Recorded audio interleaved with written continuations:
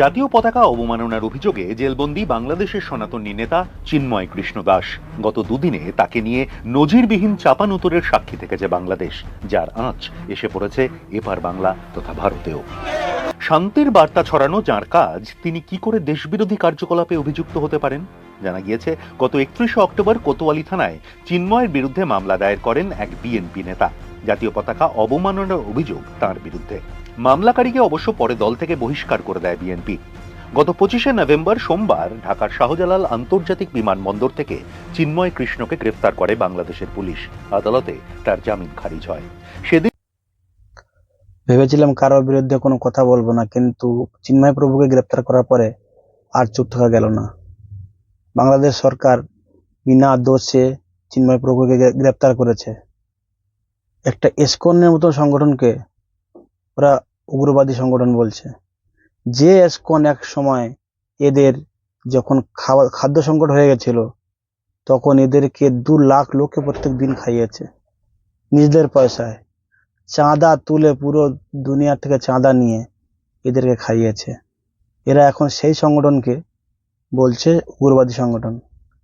এদের মতো নিম্নভারমের দুনিয়ায় আর কোথাও পাওয়া যাবে না মনে হয় খুঁজে। জায়গা থেকে স্পষ্ট করে বলতে চাই, এসব ইসকনের নামে যেসব উগ্রপন্থীরা বিগত 16 বছরে অসংখ্য অপকর্ম ঘটিয়েছে, ফ্যাসিস্ট আওয়ামী লীগ এ সকল অপকর্মকে মানুষের সামনে আসতে দেয়নি। তারা ইসকনের এ সকল অপকর্মকে মদত দিয়েছে, প্রশ্রয় দিয়েছে, আশ্রয় দিয়েছে, লুকিয়ে রেখেছে। কিন্তু তাদের চরিত্র কি, তারা কিভাবে মানুষকে জবাই করে, এই দৃশ্য আমরা গতকালকে দেখেছি।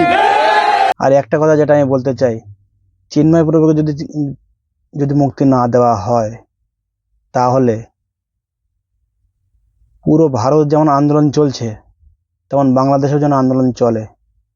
কারণ হিন্দুরা আন্দোলন মুখ খুললেই তো মার খাচ্ছে ওখানে। কিন্তু জানুয়ারি মাসটা আসুক, সবার হিসাব কিতাব হবে জানুয়ারি মাস থেকে। তোরা জানুয়ারি মাসে তো খেলা কর, জানুয়ারি মাস থেকে খেলা শুরু করবে পুরো দুনিয়া তোদের বিরুদ্ধে। আর তোর এই যে সমন্বয়ক বাংলাদেশের সব, যে যার মুখে যা আসে তাই বলছে। কেউ বলছে হিন্দু উগ্রবাদী সংগঠন, কেউ বলছে কিছু, কেউ বলছে কিছু। হিন্দুদের ধরে ধরে মারধর হচ্ছে, ঘর বাড়ি পুড়িয়ে দিচ্ছে, মা বোনদের ইজ্জত নিয়ে খেলা করছে এরা।